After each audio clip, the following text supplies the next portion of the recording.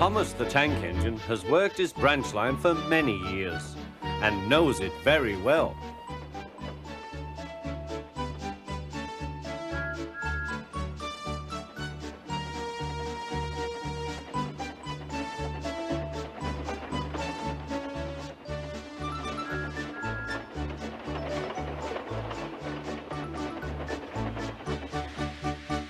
You know just where to stop, Thomas, laughed his driver. You could almost manage it without me. Thomas had become conceited. He didn't realize his driver was joking. Later, he boasted to the others. Driver says I don't need him now. Don't be so daft, snorted Percy. I'd never go without my driver, said Toby earnestly. I'd be frightened. Huh, boasted Thomas. I'm not scared. You'd never dare. I would then. You'll see. The next morning, the firelighter came. Thomas drowsed comfortably as the warmth spread through his boiler. Percy and Toby were still asleep. Thomas suddenly remembered. Silly stick in the muds, he chuckled. I'll show them. Driver said I could manage without him. I'll just go out. Then I'll stop and wheesh. That'll make them jump. Thomas thought he was being clever. Really, he was only moving because a careless cleaner had meddled with his controls. He soon found his mistake. He tried to wheesh, but he couldn't. He tried to stop, but he couldn't. He just kept rolling along. He didn't dare look at what was coming next. There was the station master's house. The station master was about to have breakfast. Horrors! Cried Thomas and shut his eyes. The house rocked.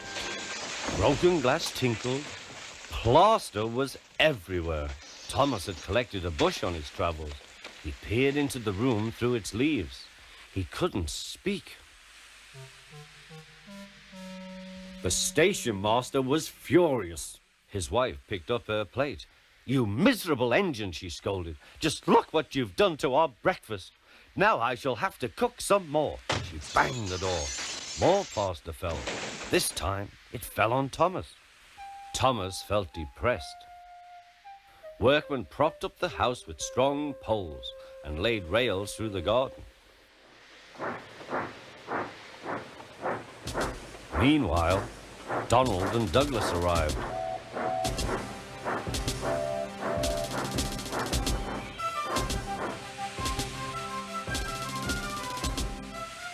Don't fash yourself, Thomas.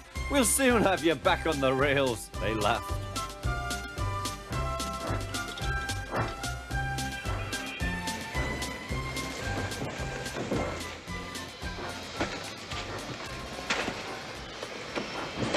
Donald and Douglas, puffing hard, managed to haul Thomas back to safety.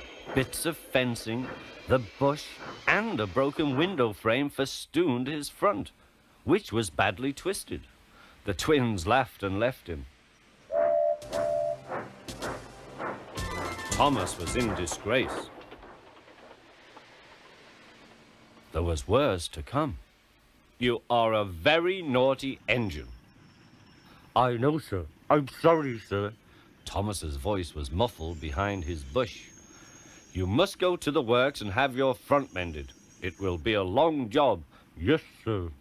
Meanwhile, a diesel rail car will do your work. The diesel, sir? Thomas spluttered. Yes, Thomas. Diesels always stay in their sheds till they are wanted. Diesels never gallivant off to breakfast in station masters' houses.